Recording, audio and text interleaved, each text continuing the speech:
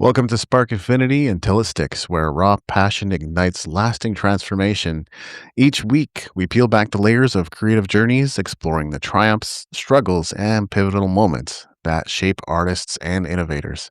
From the first spark of inspiration to the breakthrough that finally sticks, we're here to fuel the creative fire that drives us all forward. Get ready to dive deep into stories that illuminate the path from vision to reality. The quote of the day goes something like this: 1 hour per day of study in your chosen field is all it takes. 1 hour per day of study will put you at the top of your field within 3 years. Within 5 years, you'll be a national authority. In 7 years, you can be one of the best people in the world at what you do. Who said that? It was Earl Nightingale. It is January 16th, 2025. I am your host, David Andrew Wiebe, and I am also joined by Jody. Let's see and check in and see how he's doing. How you doing, buddy? Pretty good, eh? Is that working? It's working. You sound a little quiet and a little echoey, but you are I'll present. fix it. Okay. Right on. Good to see you. From RadarBase and all the way from London, UK, we have with us today a musician, as I understand it, in the process of just getting started, but already starting to see some amazing results. Might have something to do with that book over there, The Renegade Musician. Here's Mark Dixon from RadarBase. How you doing, Mark? I'm very well, thanks. How are you Well, both? amazing. It's really good to see you. And You thank too. you for Nice to be joining here. us. I know it's really late in UK and you agreed to do this anyway, and we really, really appreciate that. Very welcome. Great to be here. Why don't you tell us about Radar Base? What has your journey been like so far? What made you say, I got to do some music? What brought you to this point? So, yeah, Radio Base was born about a year ago, and I met a local singer-songwriter who's doing his own songs, and he was trying to put a band together to perform them, and I hooked up with him. I was at this point I sort of saw myself as retired from doing original music, if you like, at that point. Mm, But I really liked his songs, and we performed those in his original guise, and then that was just like a one-off thing. And then after that, we kept in touch, and I was like, I think we can take this in a different direction, gi- give it more of a defined sonic identity, and bring out a certain sort of electronic crossover style with it, and tie that in with the visuals and the identity, and out of that was Radar Base, and that mm, started in earnest this time last year. We did a bit of a pivot in the middle of the year and took it from a live band with synths to a like a fully electronic thing, which came to life last November in and that came off really well. And yeah, we're ready for the next part of the journey. I've listened to your songs, and it is definitely apparent that like you didn't start playing music yesterday. So, what has that trajectory been like? I mean, you kind of touched on a few things there, but what else went into that journey? So I sort of break down my musical journey into three phases. So there was Mm, probably the original period where I got into electronic music of in its first in the rave period, I think in the UK in the early 90s, and then from there Britpop happened, and bands like Oasis were very popular, and that became the pop music of the period. So then I moved into that into guitar music, and then this last period where I think I've done what I really wanted to do, which was the electronic music, but then bring in some of those influences that I picked up of alternative music along the way, guitar-based music, and bring that together in something that probably hasn't an area that hasn't been explored quite as much as other areas, and that's what we've done in Radar Base, or tried to do. Your music is obviously available on Spotify, and where else have you distributed it to so far? So we've got it on Bandcamp Mhm. and SoundCloud. Awesome. Okay, so there's multiple places people can go to listen, which is always great.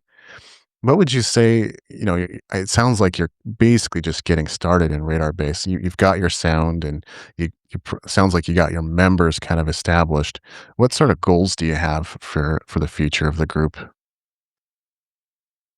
I think if we could build a small audience that liked what we did, that we could connect with that, so that it'd be sustainable enough that we can put on a show in it and have some level of confidence that it'd be pretty full, and we can put the release out and feeling that that would connect with people and be meaningful. I mean, that would be enough for me. I think if we can build that organically and authentically, then anything that grows out of that beyond that would be a bonus at this Hmm. stage. I think it takes an artist with a certain amount of self-awareness to say, like, I have to tap into some resources to be able to make my career a reality. Like many artists are hoping the stars will align, right? They just show up at the venue, they play, everyone's excited, and a Mm. magical moment happens like in the movies, Yeah, which is already kind of rare. And you had obviously decided that, like, oh, I need resources to make my dreams a reality. So what yeah. had you say that? I think it was a case of I've done a lot of gigs, like you say, just sort of turning up and hoping, Mm, and this was we were like we're a bit too long in the tooth to want to just play a lot of places on the off chance and so on and go through all that and do all the whole waiting around thing, mhm. um, j- with the hope that something happens. So we're like, no, we need to put some more structure into this and have more of a strategy for trying to tap into our audience and build that up so that we can be efficient with where we play and who we play to. Yeah, I mean, part of what you're speaking to there is the momentum piece. When you Mm, have momentum, things can be exciting and continue to be exciting because you feel like you're building on something continually and it's getting better and better as you go, or audience mm, sizes are increasing, or email list is growing. But when yeah. you don't see that happening or when it's stagnant, of course we all go through stagnant periods, but Mm. it can certainly be frustrating and demoralizing to continually be going through those periods of stagnation. Yeah, no, absolutely. And we had a couple of shows. I mean, we had an incredible show in November that we put a lot behind, um, and everything went right that night. That was like the launch of Radar Base sort of Mark II, if you like. But then we had a couple of follow up ones that were more of a hope for the best type shows, and yeah, it really sort of took the momentum, and that feeds into everything, doesn't it? It feeds into writing and what you're going to do next, and the enthusiasm you have like day to day. So yeah, it's important to get those right and to create that positive feeling to push into the next one for sure. Mm.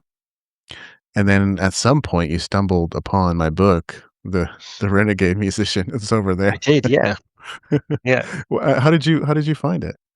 So I think in this, just going back to my original phases of when I did original bands. I mean, back then it was a case of the sort of record companies were the dominant thing in order to get your music distributed, and at the time, I mean, this is going back 10, 15 longer years. They're looking to fill slots, aren't they, in their Mhm. A&R roster, and that was the strategy for you as a band. It was kind of get two or three songs that might feel like they were singles, pack it out with the rest of your set, try and get as many people to a gig in London, try and get some people down to see you, and then if you're lucky, you might get a slot on the roster and get some music released. And that was the strategy. But and it's hard, like when you've been ingrained in that mindset for so long, as I have, Mm, to think, okay, things have changed completely now. So I need another blueprint for what we're going to do, both because the industry's changed that model. Really, you've got to demonstrate, you've got to start your own fire in some capacity before anyone is interested in pouring any petrol on it, if you like. yeah. And also because of our age and we're a bit older, so it's not like we're just going to turn up as the next sort of young thing playing the pop music of the day type of thing. So I was really looking for something to help me navigate our strategy and change that mindset, and just give us some inspiration of what we're going to do, taking ownership of our own music and building it organically. So, and that's when I searched and found the book, and the title connected with me as well, with the name of with name of our band, and that whole sort of uh, vibe to it. Mm. So yeah, it was a great find. You're definitely speaking to one of the realities that, like, I was actually reflecting on this today a little bit because I was asked whether I wanted to help an artist with a radio campaign, which is something I've done before. I realized that is an area, especially where, I mean, maybe music discovery or music promotion in general isn't happening quite as much as it used to in radio. But when I was doing a lot of my research and writing my first book and so forth in like 2014, 2015, radio was still a pretty big deal. And I anticipate, even if listenership's down a bit, it still exists. So I'm assuming it's still a pretty big deal. That's an area where major labels still wield way more resources than someone like I Yeah, can. There's a lot of other tools I can use, and I'm good at what I do, and I'm aware of the various things available that I could connect artists to opportunities. But there it still is the case that in many labels wield power or have resources that some independents just don't have, even if they want yeah. them. And then the Renegade Musician, so you found it through Google or Amazon? I think Amazon. I enjoy reading music books just Mm, generally. Could be mixture of production or kind of workflow things, which have benefited me a lot. And nice. so I was thinking, can I find something on the marketing side? I mean, it's you got to recognize your own weaknesses, I think, and marketing is certainly one of mine. So I'm like, can I Mm. find something that will, yeah, just open my mind to what we should do next, Well, rather than chase industry, which is kind of like what used to happen, and that gets extremely boring as well. So yeah. yeah, what can we do to ourselves on a practical level to make things happen? Well, I have to acknowledge you there as well because I think many artists would have found themselves in a similar situation and still wouldn't have had that thought process that led to that type of conclusion that you just expressed. But I love that, and so I'm glad you came across the Renegade Musician, and then you actually did read it from cover to cover, as I understand it. I When did, you yeah. first when you first started delving into it, I mean, there is a good, really big chunk just to build on what you said. Mm, Part 3 of the book is dedicated entirely to marketing, and in fact, mm. some people said your book doesn't cover technical details, and I said, "Did you read it?" Because the 3rd part is the biggest part, and it talks about Yeah. marketing. But what was your first impression as you delved into the book? My first impression was, okay, here's someone that's speaking in a tone that I can relate to, I can connect with, that is very honest about the Mhm. state of the way things are. So straight away, I love that writing style, and I love the honesty and the authenticity of it. And it was straight away I felt like it was someone that understood the position that we're in as, an artist starting out, no resources, no traction, you know, but and it was like, yeah, like tough love, like, Mhm. this is your band, this is your music. You've got to make something happen for yourself, and you got to get some things done. And and I like that. I'm like, right, okay, yeah. And I just, it was an empowering feeling reading it. Mm. Um, and yeah, it was yeah, very very inspirational about we're going to take things forward for better or for worse, but at least we're in control. So it was great. Yes, the book is certainly no BS. Yeah, And perhaps blunt to the point of, and it's not intended to be discouraging, it's just to help artists realize, like, a concept like the Spotify delusion. I feel like a lot of artists go, "Yeah, yeah, yeah, I know that," but they're still pursuing trying to get big on Spotify. They're still trying to get streaming yeah, royalties. They're still relying and depending on that as their primary source. which Yeah. for so far for independent artists really hasn't worked out that well, unless your No. name's Manifest, I guess. So, what is like? Did you have an aha moment there, or were you kind of already like, we know we can't depend entirely on streaming and Spotify and stuff like that? Yeah, I'd read another book on doing a release, which is probably more on the details of Spotify and how the royalties work on a practical level, and that was quite a sobering read Ah, about some of those figures and the model, which I'd never really fully understood, and I was like, okay, well, this is yeah, pretty grim reading. So I was slightly primed for that anyway, and then the whole focus on in the book around, creating your own website, owning your mhm, fans, owning your data, and then um, that tied in with that really well as well. So it sort of, yeah, brought a whole bunch of things that were just sort of spinning through my mind together into a holistic approach of, right, this is what we got to focus on doing. You can't rely on all these social media platforms to, help you spread organically and this, that, and the other. You've got to own your data, own your platform, push people there, and yeah, take control of that. So yeah, the streaming is part of that, isn't it? And yeah, yeah. I think that's how us human beings do it, right? Like we connect the dots. So it isn't always just one singular resource that points us in the way we need to go or helps us understand the things we need to understand.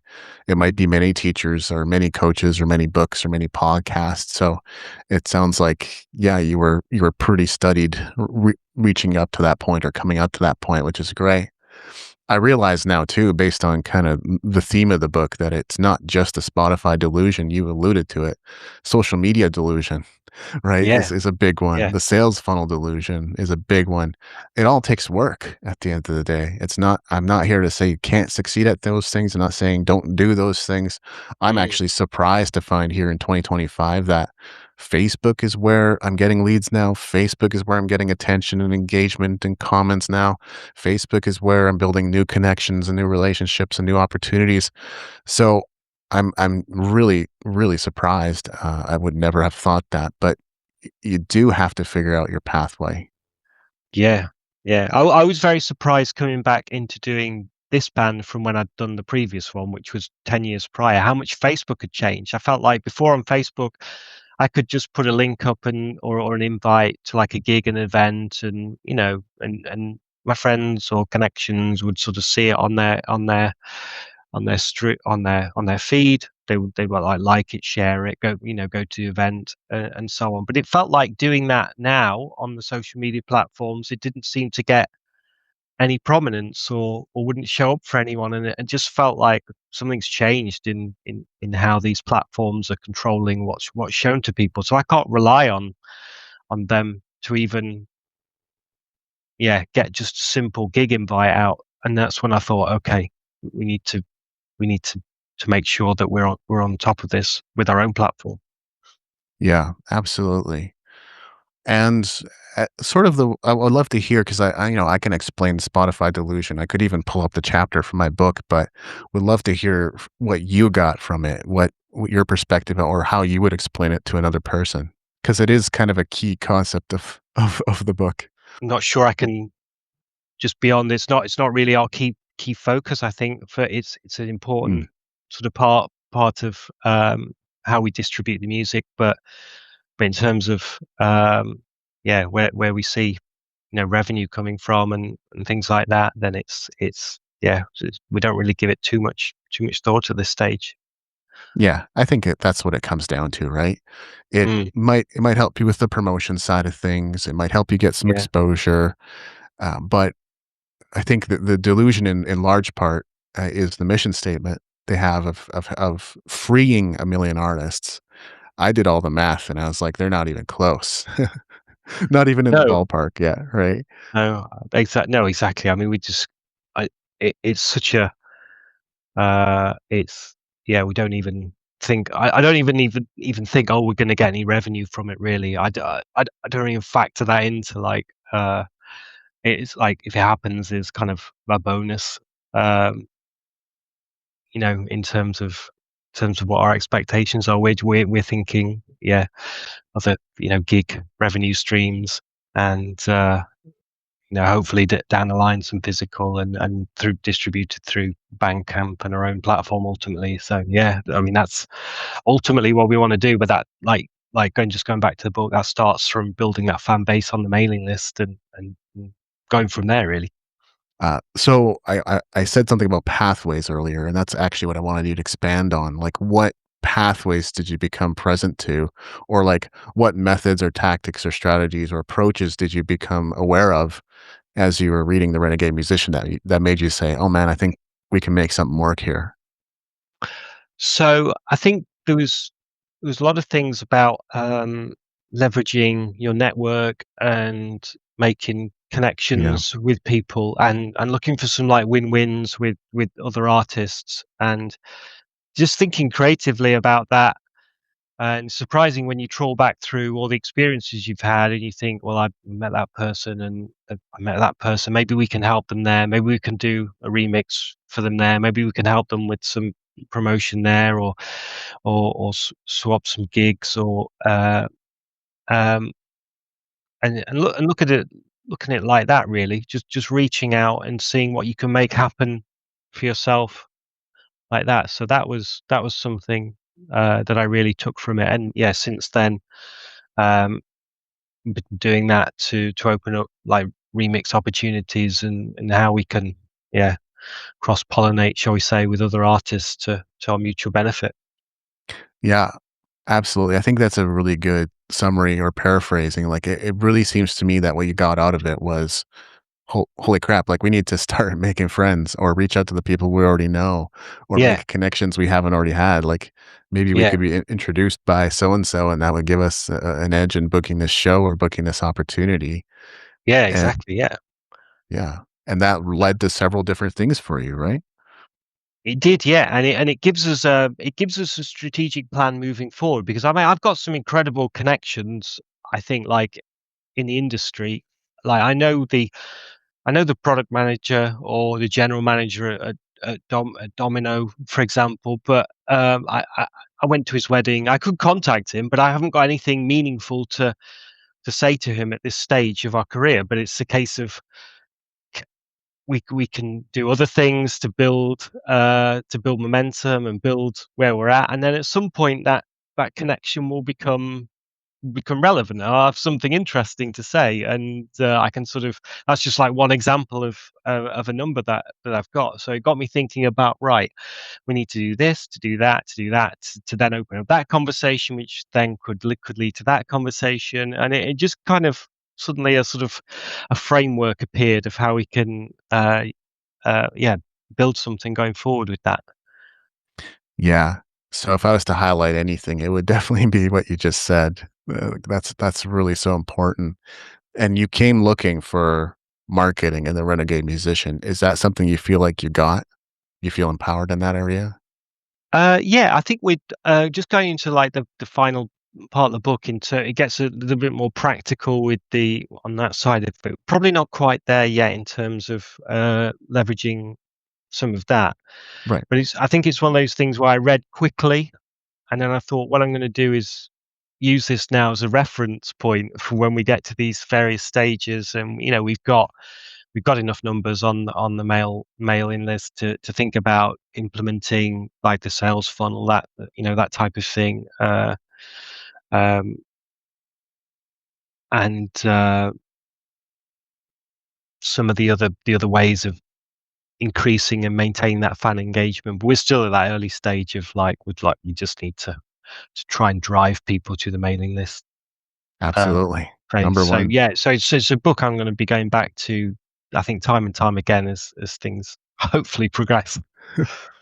Yeah, because I do give a long list of things for people to do at the end there. One thing I mean, there's several things I've been thinking about adding, but one thing I think I would add is Renegade prompts.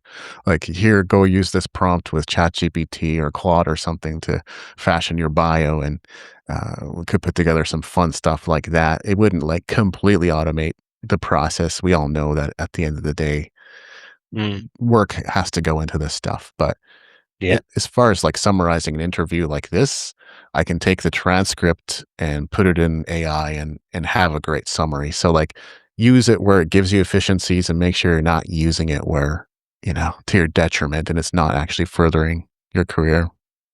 Yeah. Yeah.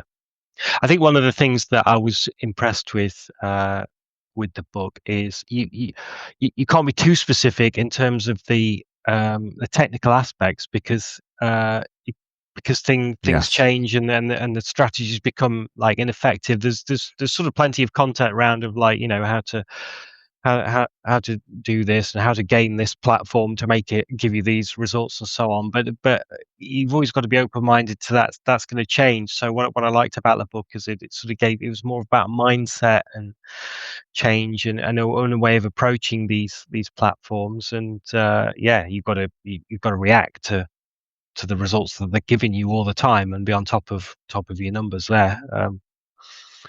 So that, yeah, Yeah. that was great. I mean, a big contention of a book is who, not how, which is very much, as I understand it, might have originated with Dean Jackson, but people like Russell Brunson talk about it a lot also. So, not thinking, if I think in terms of how, I'm committing myself to like learning something and studying something and trying to figure it out and taking Mm, courses and asking experts and spending the next whoever who knows how long, next few months, next few years of my life trying to learn that. If I just ask how, because I recently hired a book promoter and we're experimenting and I'm seeing where it's going. I don't know what the results of that are going to be, but that's a who for me, right? mm, They're doing the work, so I don't have to think about it and learn it and try to figure it out and ask experts and all that kind of stuff. They have the mm, experience. So leveraging who's is that's what I make a big stink of in the marketing section because we all know that digital marketers have certainly come to the point where they're knowledgeable, they're studied, they're experienced. They have instincts and intuitions you and I may not necessarily have because of all those years of trying different offers that don't work. Now, I think we also want to back up a bit or just take more of a bird's eye view of things. One thing that I'm sure community is interested in, and Jody has expressed interest in it as well, is your experience as an independent artist. You covered some aspects of that, but I think we really like to delve into what sort of things have you gone through? What have you felt along the way? What have you experienced? What have you dealt with? so certainly recently it's getting increasingly difficult to find places to play. There's a lot of venues shutting down, and Mm, um, I touched on just when we were backstage the gig we had the other night where there was a place near to us which was, I think it was voted Time Out's #1 pub in London. Very vibey, great community pub, but the local residents have got together and complained about the sound, so they put the limiters on, and it just killed the vibe of the place. So you've got, yeah, a combination of the dedicated venues that are no longer viable, and then out because those are closing, then you're getting pubs where they're sort of springing up, sort of impromptu, like in the corner, and then suddenly that works. But then those places are not really geared up for it in terms of the soundproofing and things like that. So um, limits placed on them. So yeah, it all adds up to yeah, quite challenging to find places to play, and that's before you get onto, are you going to be able to play in front of a new audience, or is it a case of you're running the night, which is what we did in November, and we it was a great night, but it was all people that we already knew us, and there wasn't any passing trade at all. So then you're like, well, that's the gig hasn't achieved its aim of expanding our audience, and so yeah, trying to tick the box of somewhere that you're going to be able to do the right production on, plus a bit of passing trade, plus it gets harder and harder.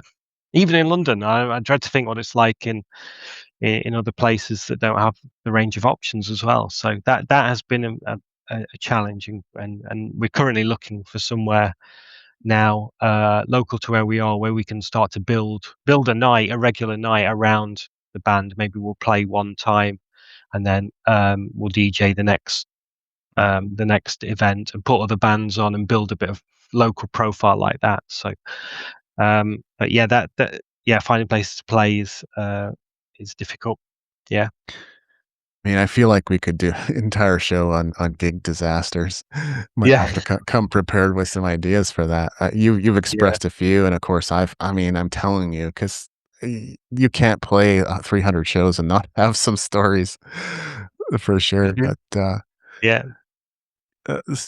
one thing that is pretty clear is location does make a difference, Yeah. and prevailing opinion, of course, would say be in a major city. Hmm. Uh, but I have noticed that, like, when I was in Calgary, even though I knew I wasn't necessarily on my pathway to, like, stardom, I knew I could play a gig and earn 50 to $150. And if I Yeah. was working with some collaborators that were planning a bigger event at a community center or a library or theater or something else, I knew I could make 400 and 800 and more. And it's a similar thing with a tribute band that I played for a while, could really count on it for 2, 3, 4, $500 a show. Mm. Where I come to Vancouver, and of course, I don't know that many people, and the venue situation is often different because you're more often than not paying to play. Yeah.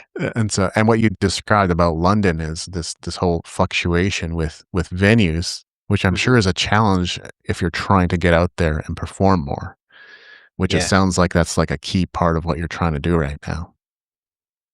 Yeah. Yeah. Absolutely. And build an event that people will come back to, because I know it's going to be good night, and I know it's going to be curated well. I think your options are either you find a promoter and you play one of their nights, in which case it's a case of you got to bring minimum number of people, Yeah. that sort of thing, and you'll be put on with some other acts that may or may not be a good match for you. So your people will turn up, they'll just watch you, and then the other band's people will turn up, just watch them. There won't be any much of be a little bit of a revolving door sort of thing. That's one option. Or the other option is you put your own night on, but then you're taking on all the risk of venue hire, sound, doing the door, doing the promotion and things like that, plus all the other logistics, booking the other bands, making sure everything runs well, and that all takes you time away from working on your own music. Yep.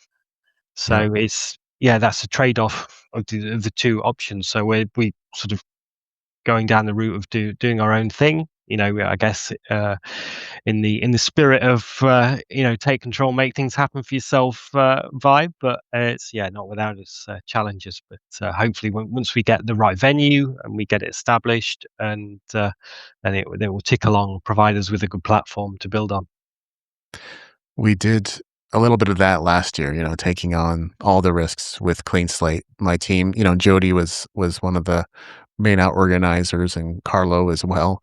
And we had a good time, and we learned a lot from that experience. But yeah, that was mostly me footing the bill, the risk, Yeah, most taking care of most aspects of it. And that's it. And we're still waiting to be. Um, yeah, you can find yourself waiting to be paid, and then you paid out other suppliers, and you're juggling all that sort of cash flow side of it, and you're like, this isn't music. But it's the business side of it, isn't it? So yeah. yeah, definitely. We did have a comment from YouTube, which we do encourage everyone to drop in the chat and weigh in. I'm not totally sure what I am that I am means. The main thing that I get from it is do it because you love it and do it for free. I mean, that's one approach. Says rule one Well, is to we hang up certainly that do it for phone. free, that's for sure. Yeah. I mean, I don't know how much I am that I am knows about artists.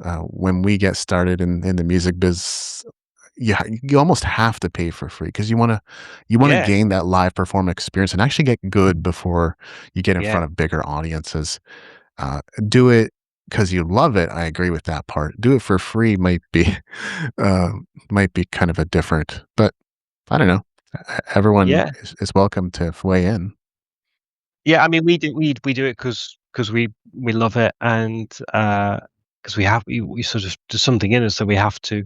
Adam, my bandmate, and we love it. And yeah, I mean, whether the free thing, we don't really think too much about that. That's a Yeah. problem down the line. The first thing is like get people to like RadarBase. That's problem number one, and then solve that problem, and then we'll think think about the next ones. Yeah, I That's a mean, hard one. if people don't want to make money, that's your choice. That's totally cool. I help musicians create that, which may sound weird, but and now help a broader base of artists in creating the kind of career that they want.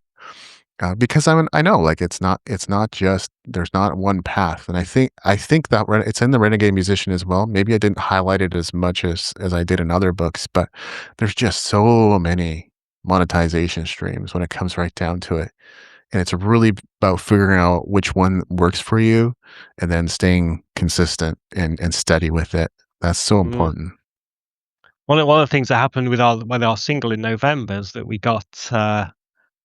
ended up on a playlist called Best FIFA Oh, cool. songs of all time. FIFA, the football game. I mean, we haven't been on a sync on the FIFA. I mean, that'd be incredible if that happened. But the fact that someone listened to it and thought, okay, that sounds like the kind of thing that might be on the FIFA soundtrack, is another area where you think, getting syncs like that, video game soundtracks and things that could be a possibility, down the line, another sort of revenue stream potentially. But yeah, who knows? Oh yeah. I mean, that is absolutely another thing that connections can absolutely make available is Mm, sync licensing and placement opportunities. Knowing the right music supervisors or knowing the right sites to submit to can create mm, those types of results. Performing live, trying to build a fan base, you're working on your email list, and yeah. that's fantastic. So, like, what convinced you that you should make that a priority? I think we're going back to what I was saying before about just not getting the same exposure on social media platforms that I remember getting, Oh 10 yeah, years ago. And and just friends saying like, "I didn't know you had a gig," and I'm like, "What?" It was all over.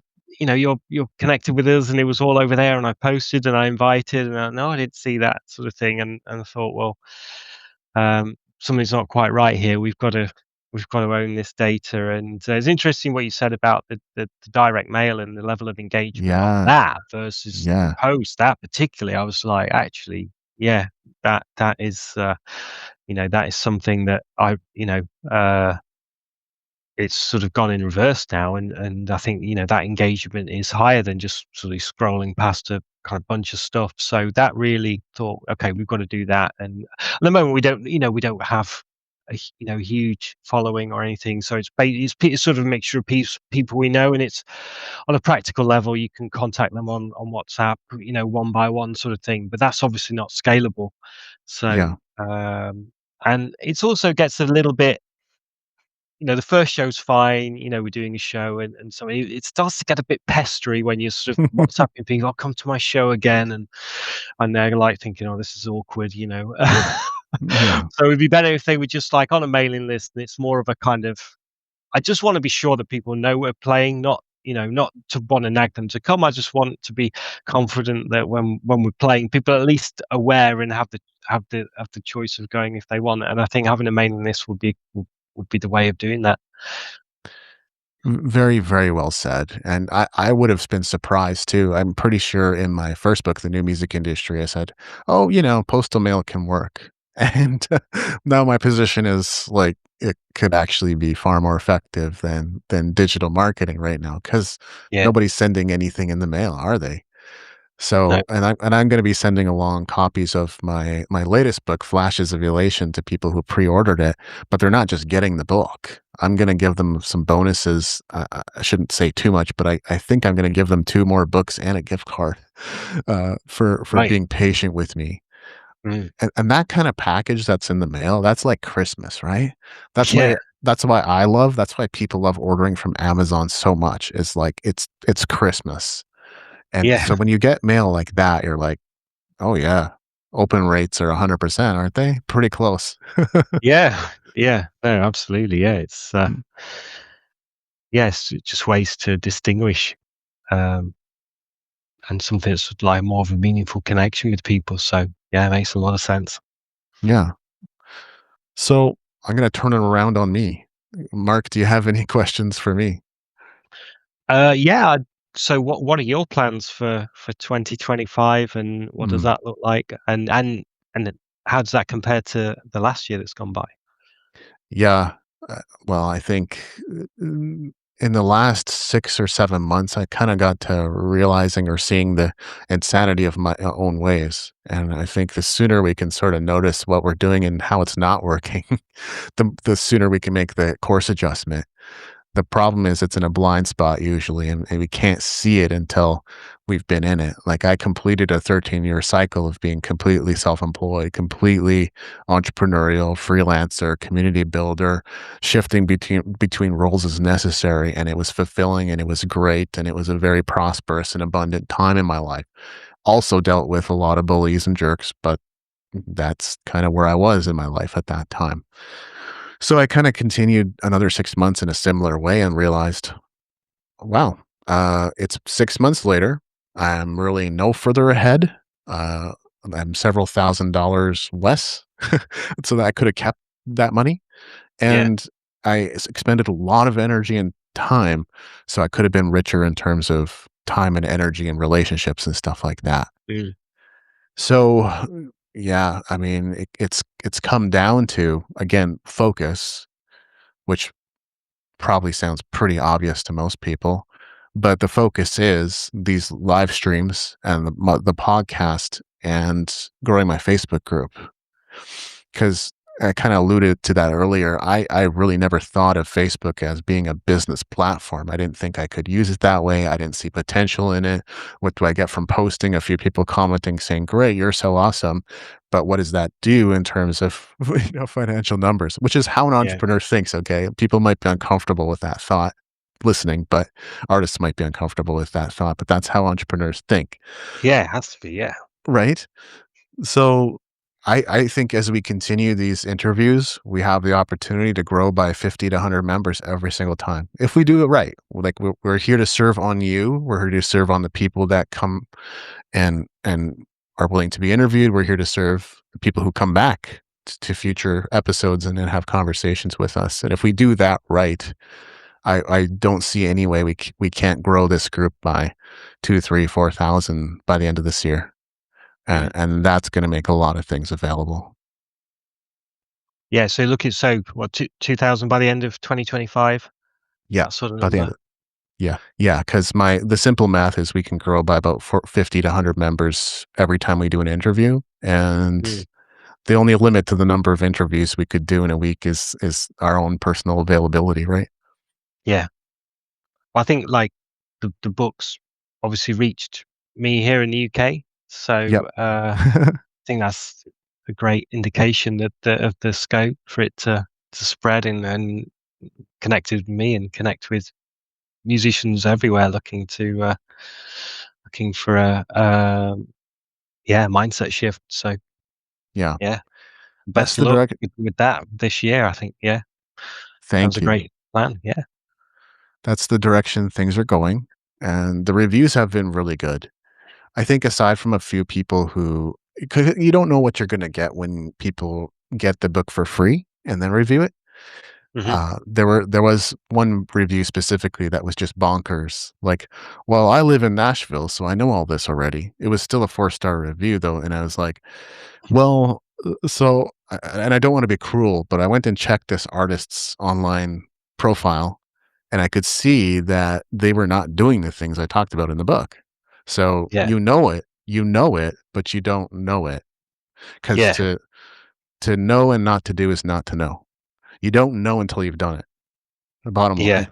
line. Yeah. Right? So that review made me laugh, and, bottom line, you can't control it. The people are just going to say what they're going to say anyway, and you can't really Yeah. I'm gonna get 4-star reviews, I'm gonna get 3-star reviews, that's just how it is. There's no perfect book out there.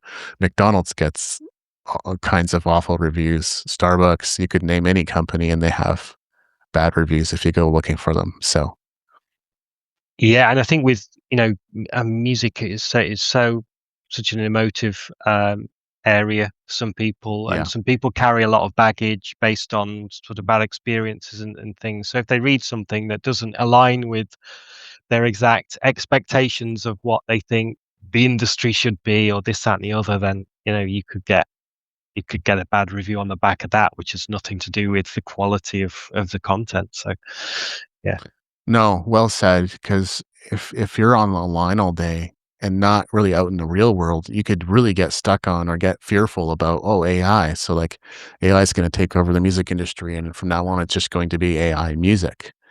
yeah, And there's an aspect to that, but like as long as the live performance arena or the live performance domain industry is still alive, that yeah, it's not like we might start mixing AI and human beings within that, but as long as that exists, there's always going to be opportunities. And then as we talked about throughout this, it comes down to what connections do you have? What's your network?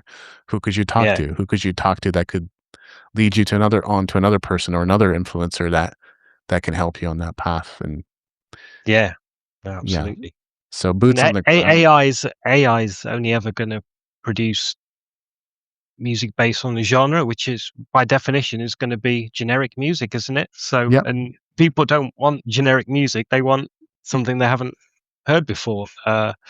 So yeah, I don't know. Maybe I'm being naive, but I don't see that so much of a threat of that really. Uh, from I from believe AI. that. I think especially people who love music or who are musicians themselves, they're still waiting to see like who's going to be the next Kurt Cobain, who's going to be the next Jimi Hendrix, like who's going to be the person or the group that changes the entire palette, because we haven't really Exactly. Yeah. seen anything like that since Kurt Cobain, which is understandable. It's not like it's easy to come up with something completely new off the bat, right? Yeah. Like Authentic, universal, connects with, speaks to people. Yeah. And yeah. so, you're going to get AI to do that. Yeah, I can't see it. So, yeah. No. Because when I play music, it's inevitable that I'm channeling Van Halen or Extreme or Harem Scarum. I've got my own spin to it. I have my approach. I have my own idiosyncrasies. But at the end of the day, there's a Yeah. lot of 80s and 90s influence in there, and some from 60s and 70s too. Yeah. I think as well, when people look at the music that they loved, particularly earlier on, it wasn't just the music; it was like the people and the photos and the liner notes and Yeah, the whole yeah. story behind it and the vibe and things. So they wanted to feel like an escape into another world, if you like, and I think that's a big part of it as well. I still love that. Like my friend was totally geeking out. I won't say it's obscure, but he got this vinyl record from the late 70s of a Japanese group doing electronic music, and it's great stuff. But like, uh, just there's still people out there that geek out to that kind of stuff, and then I'm with you. It's not everyone. I get that. Not everyone Mm, cares about the credits or who the guitarist was or who programmed it, but mm, I think when it comes to bands, though, it's a different story, right?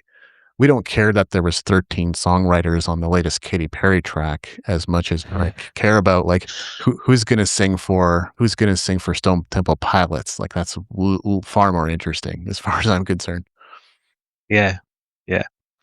I mean, yeah, definitely. And like one of the things we wanted to do with Radar Base was build the whole backstory behind the band with some of the cinematic content Mm. and the visuals and places in a film. I like that the whole idea behind the name was just like if there was a band in the future, like what would they be like? Where would they be living? What would they be called? And we were like, would they be called Radar Base? And they'd be like some outlaw sort of band living on the fringes of society in like a disused radar base, with their own thing going on, and then we just and that placed in a context and grew from there. Whether people everyone like picks up on that or gets into that, but it's there for hopefully for people that get into us that want to dig a bit deeper about what it's about, and it certainly helps with writing songs and things because you're always putting yourself in the movie and then out of that things flow. So yeah. I think Kiss certainly made a similar decision, right? When they decided to wear Yeah, crazy costumes and yeah, 6-inch heels or whatever those are platforms, and have pyrotechnics and the whole works. Like they were like, let's be comic book heroes. Yeah, Guar for sure, Slipknot to some extent. You could yeah, say exactly. Yeah. they made So that I know, decision. yeah, people buy into that. I think they want the big characters and they want the escapism and things like that. And Yeah. yeah, that's the sort of thing that yeah, going back to AI, you're thinking, yeah, maybe AI could write me a cartoon and put a cartoon band together and so on. But hey, it took gorillas did it first anyway. So That's true. Well, and you've got the robot singers in Japan too, right? And people do go to see that and enjoy the experience together. But when you really mm, think about it, okay, they might be watching something that's robotic, but they're experiencing it with each other. So the yes, experience of yeah, human interaction is still an important part of the mix at the end of the day. yeah, yeah, absolutely, yeah. Yeah. Well, do we have any closing thoughts? I really enjoyed this conversation. We'll Yeah, have you likewise. back at Yeah. any time, Mark, and maybe at a time that's not as late for you as well. But anything else? No, I think the closing thoughts are really yeah, it's about taking control of all aspects of what you're doing and of your career. I sort of sometimes I find it uncomfortable using the word career, Mm, but yeah, take control of that and and make things happen for yourself because it's a lot. It's a lot. It's a happier place to be psychologically once you get over the initial, oh, there's a lot to do, but then it's like, but I, but I can do it, and to back yourself to make things happen for yourself. Just taking small actions every day. love it. Great summary. And thanks for being here, Mark. Thanks, No, thank Jody. you. Thanks to our audience as well and everyone that's interacted in the chat. We look forward to seeing you again, and I'll probably see you as early as tomorrow for those who like to watch every day. Thanks so much for joining us. It's been Spark Infinity until it sticks.